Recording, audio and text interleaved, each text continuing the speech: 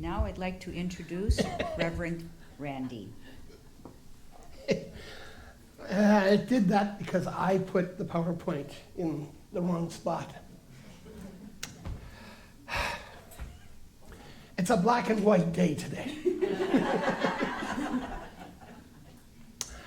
Reverend Ann sends her best. She's feeling a little under the weather and has for the last couple of days. So, as she inevitably does in most times like that, she just says, "You go." So I've been voluntold, and here I am. So let's start off with a little giggle. Actually, I saw this on Facebook yesterday. So this individual died and passed away, and he was at the pearly gates, and St. Peter says, "Come on in." And they walk in, and as they walk in, this individual notices that there's this huge wall of clocks. And he looks at the clocks and he's going, like, this doesn't make sense to me. And so he looks at St. Peter and he says, "Well, how come all the clocks are at a different time?" Oh, St. Peter says, "Oh, well, that's really easy to explain. See the one over there where it's only moved 1 minute? Well, that was Mother Teresa, and see, all of these clocks represent the number of lies that you've told in your life. And you'll notice that she only told one lie. And down over here is Abraham Lincoln, and you'll notice that his clock has moved 2 minutes because he only told 2 lies. And the guy looks and he says, "But, I'm looking and I don't see it. Where's Trump's clock?" And St. Peter says, "Oh, Jesus is using that as an office fan."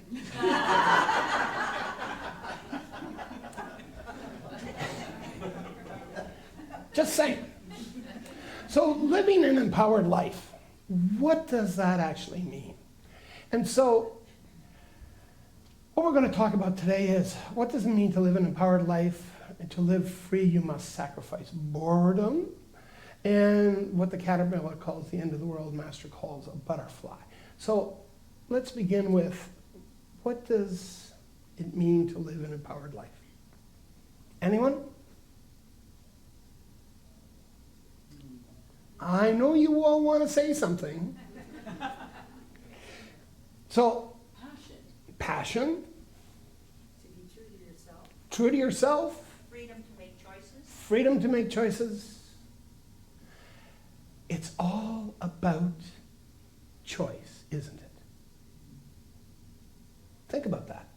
An empowered life has to do with choice. Imagine, for instance, you didn't have the ability to make choice. What would your life be like? Boring. Not only boring, it probably would provide an opportunity for you to get a little miffed at times because you really didn't want to do what somebody else wanted you to do. And I'm sure each and every one of us has had the experience of driving too fast. It's a choice, right? And so, as I was thinking about coming here this morning, it occurred to me that there is a modern-ish type of expression of living an empowered life. And I think we all probably have read, but if not read, at least have heard about the 4 agreements. And in the 4 agreements, it says, be impeccable with your word. Don't take anything personally. Don't make assumptions. Always do your best. Does that equate to an empowered life? And how many of us are living that? I noticed how many hands went up.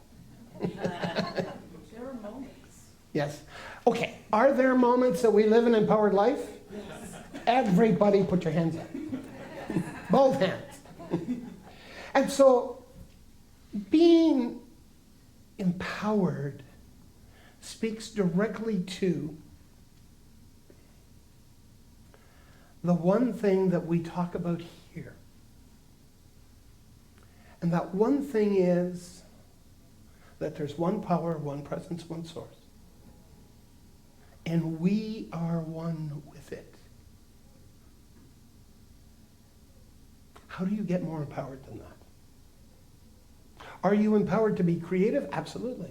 Are you empowered to be guided and fulfilled and expressed? Absolutely.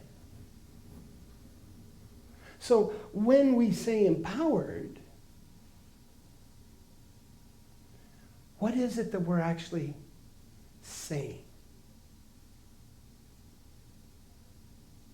So I would offer for your consideration what we're actually saying when we say that we are empowered is that it is that divine expression within us that is expressing in our lives. And it's expressing in a multifaceted way. It expresses through our creativity. It expresses through our desire to expand and to grow. And it expresses in our ability and our desire to love. Would you agree with that? And would you also agree that when those things are not in our lives in a significant amount or level, that we feel less than? We would feel perhaps a little out of sorts. And that sort of thing. And that's an absolutely perfect measure to tell you when you're out of your empowerment.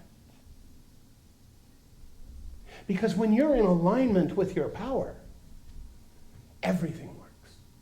Regardless of what comes at you, everything works. A number of years ago, I woke up one morning and I looked at Anne and I said, you know, it's finally dawned on me that things always work out for me. Regardless of what happens, things always work out for me. Now, they don't always work out in the time, along the time schedule that I think is important, but they always work out for me. And do they always work out for you? Absolutely. And especially when we get out of our own way. Would you agree? Because that's the whole part of this living an empowered life, is that we are creative beings. And we, as expressive, creative beings,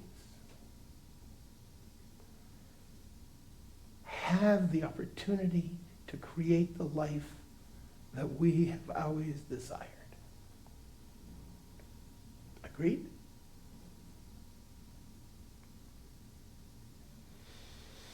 By what rule of thumb would God decide? Any ideas? Oh, come on. I know you all want to speak. And I know you all have an idea, and you all have an opinion on this. Yes? I don't think God decides anything. I think we decide what we're going to allow in our lives by what we believe. Okay. Does anyone find... Okay, so God creates according to our thoughts and beliefs. Right? I agree with that. I don't think that we're led. I think that the idea is that God says, okay, you want to do this? Fine, I'm going to give you all the support you want. Okay. But I think the first decision has to be up to the individual. Yes. Okay, so it's up to the individual. So let me ask you a question. This is a trick question, by the way. Okay, so just so that you know. Can you fool God?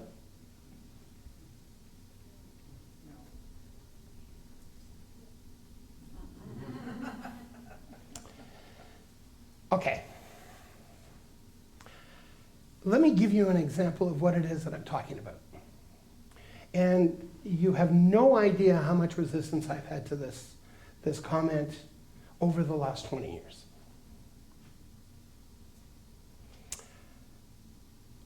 In my opinion, affirmations do not work. And they don't work for a very particular reason.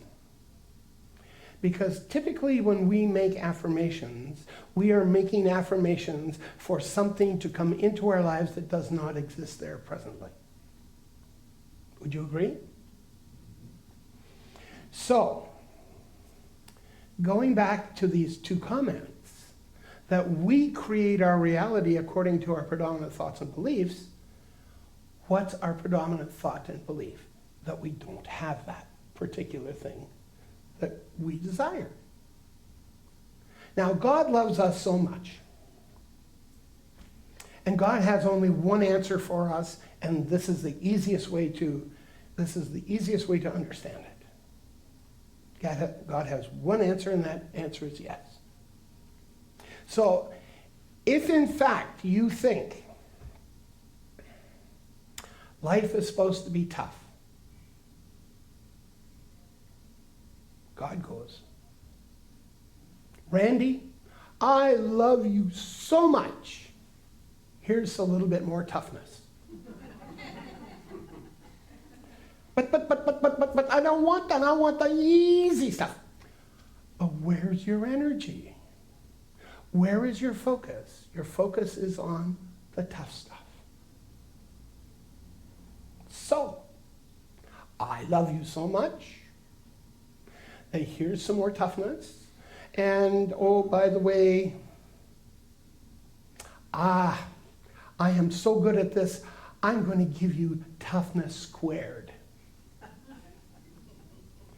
Until you get to the time and you get to the place where you understand that you are a divine being and you are really truly love and that you can have anything that you want. However, the thing is that you have to embody that. You have to have the consciousness of that. You have to have that which says, I truly, honestly believe and know that my life is easy and things always work out for me. And how do you get there? The simplest and most effective way, one way, gratitude. Because when you're sitting in the middle of gratitude, nothing gets in the way. Would you agree? So, I happen to be in this moment where life sucks. And God has said, I love you so much, Randy. Here's more life sucking. And I'm sitting there going, I don't really like this very much. So what do I do to get out of my mentality, my consciousness, my way of thinking that says, oh man, everything is just going straight down the toity? It could be as simple as saying before I get out of bed in the morning, I am so, so grateful for my pillow. Does that start me down that path? I am so grateful that I live in a home that has a roof that's comfortable. It not only has heat in the winter, but it has air conditioning in the summer. I have food that I can prepare for myself. I'm so grateful. How many times can you be grateful in the first 30 seconds of your day? At least 30 times. And when you're sitting in the middle of that gratitude, what happens? All of a sudden, this thing that's within you, that divine expression that is in you, starts to grow. And as that starts to grow, that life sucking doesn't really have the same power, does it? And so, God God is everywhere in every moment. And do you think that the expression that you've just created in this instant has gone unnoticed? No. God now says, yeah. There's this thing called gratitude. And it looks so much different than life sucking. So I love you so much. Here's more to be grateful for. Who's up for more grateful gratitude and all the goodness? And so, does God decide? No. You decide. Each and every moment of each and every day, whether you're at work, whether you're at home, whether you're making love, whether you're eating chocolate cake, whatever you're doing, it's up to you. Are you grateful? Are you truly grateful? Are you expressing that gratitude in ways that just keep expanding and expanding and expanding? If not, why not?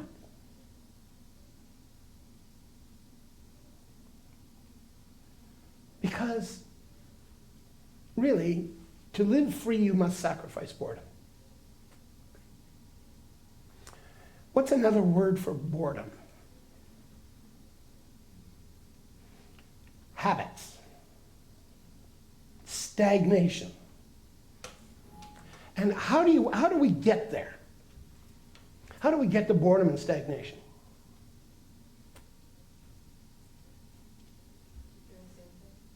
Pardon? Keep doing the same thing, living the same life. Doing the same thing. Exactly. Now, where does that come from? Being unaware. Being unaware. Where does that being unaware come from? Pardon? Being unaware comes from the tapes, the software, whatever you want to call it, that's playing in your subconscious mind. It's what's driving you. 5% of your thoughts and your activities are because of your conscious thoughts.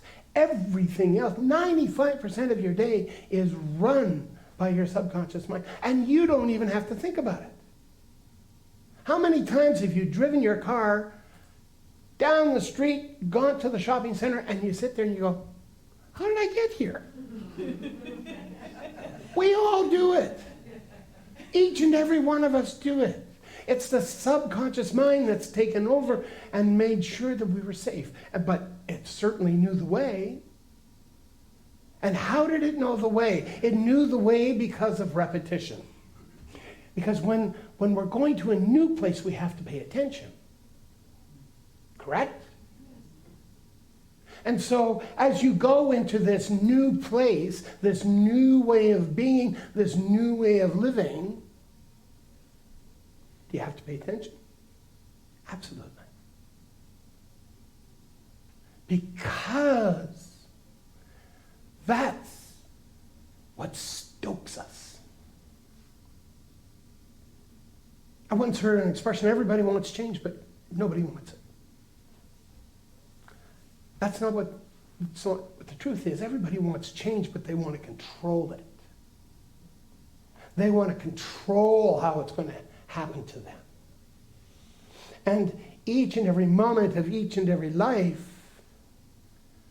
what's the thing that gives us the most oomph? It's the unknown. It's moving into that place. That being a greater expression of who we are. Is that not right? And so how do we do that? We start to pay attention. Because in actual fact, there's a lot of scientific studies today that have shown that most, if not all, of what you do by rote today was given to you between the time of conception and age 7. That's when your software was created. And the only way to get beyond that or to change that software is 2 ways. Either repetition or shock. And so each and every moment of each and every day that we make a choice to live a more empowered life chips away, and it's a patch on that piece of software.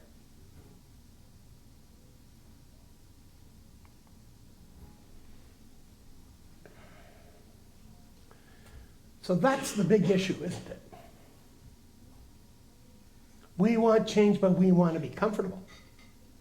That's our comfort zone.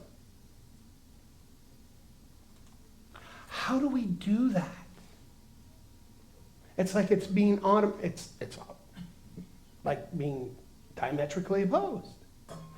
I want this, but I really, really want this. And God goes, yes. And so what do you get? Confusion. Right? Yeah, well, okay, here, oh, you shut me off over here. Oh, yeah. Shut. So the whole point is, we have to sacrifice our comfort zone. Would you agree? Are you willing to sacrifice your comfort zone? Don't have to answer me, but you have to answer you. And if you're willing to sacrifice your comfort zone, what's going to happen out there? Things will change too to match your desires, your world. Exactly. And so each and every one of us has had opportunities to meet with people, and when our lives change, they go, well, or, let's say, for instance, you've given up drinking. And you go out on a Saturday night with the gang, and what do they keep wanting to do? Give you a drink. Here, have another drink. Have a drink. And so you have to sit there, be there and go, no, I'm not playing that game anymore. No, here, have it. Yeah, you'll have so much more fun. The thing is, what they're doing is giving you an opportunity to really express who you are and to really express the dynamic choices that you have made in your life. Because you see, when you do that, you give each and every person in your life permission to do the same. You are the emissary of God. When you change, everything around you changes. Everything.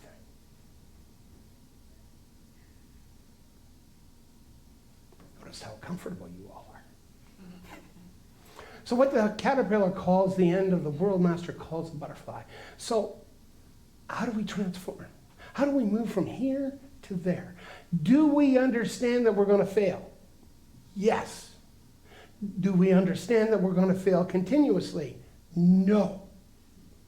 Because you see, as you create that cocoon, that caterpillar making that cocoon, what is it doing? It is creating an environment for the gestation of this amazingly beautiful expression of Source. An amazing expression of Source. And by you sitting here this morning, you are invited to create your cocoon. so that you, in the next moment and the moment after that and the moments to come after that, can express this beautiful, absolutely tremendous image of Source. Are you up for it? Do you truly, truly, truly want to do this? Because if you do, you're encouraging me to. And when I do, I encourage you to. And so, as we move into the next hours, days, weeks, and months to come, I invite you to help me. And I ask for permission so that I can express, so I can help you. And as a consequence, we make this a much better place to live. Do we not?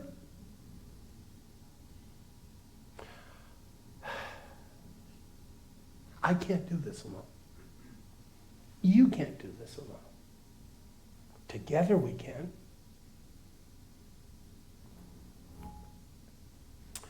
So, by the use of mindfulness and introspection, we become self-aware, meditation to connect and believe and live in the principles based in love. That's one way. The other way is gratitude.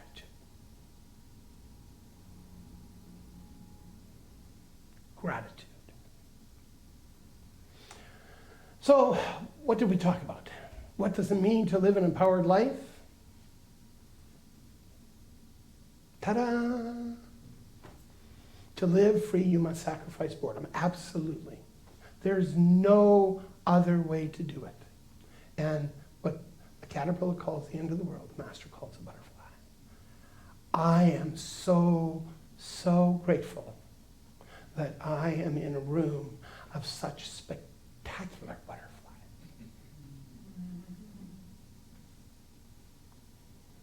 So let's do treatment.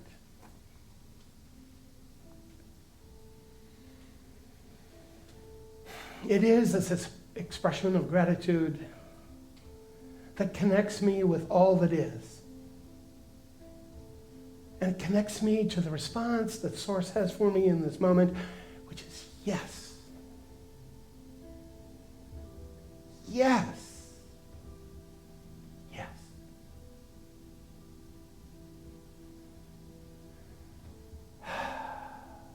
So I open my heart. I open my being. I open my commitment to being the most that I can be